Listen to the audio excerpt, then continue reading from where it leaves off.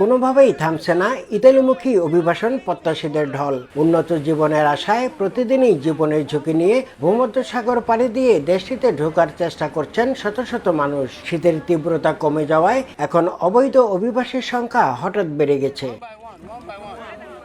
ইতালির কোস্টগার্ড জানিয়েছে, গেল 24 ঘন্টায় ভূমধ্যসাগর উপকূল থেকে 2017 অবৈধ অভিবাসীকে উদ্ধার করা হয়েছে। জানা গেছে, উদ্ধার হওয়া এসব অভিবাসী প্রত্যাশীদের মধ্যে আছেন বাংলাদেশীয়। লাম্পেদুসা সমুদ্র বন্দর থেকে এসব অবৈধ অভিবাসীকে উদ্ধার করে নেওয়া হয়েছে স্থানীয় আশ্রয় কেন্দ্রে।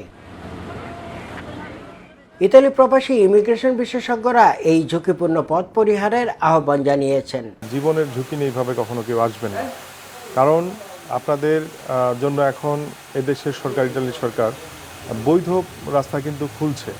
পর্যায়ক্রমে যে যতগুলি ঘটনাই ঘটে থাকুক বিগত দিনে, সামনে কিন্তু অবশ্যই ভালো কিছু হবে। বর্তমান আইন কানুন এতটাই কঠিন হয়েছে যে কাগজপত্র নামের সোনার হরিণ ধরতে আপনাদের কি পরিমাণ বেগ পেতে হবে।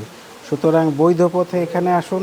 ইতালির শ্রমবাজার দিনে দিনে আপনাদের জন্য অবারিত হচ্ছে। বুধবার পর্যন্ত কেবল চলতি বছরেই ইতালিতে প্রবেশ করেছে 4000-এরও বেশি বাংলাদেশি। গেল বছর মিলিয়ে এই সংখ্যা 1 লাখেরও বেশি রয়েছে। ইতালির রোম থেকে হাসান মাহমুদ, সময় সংবাদ।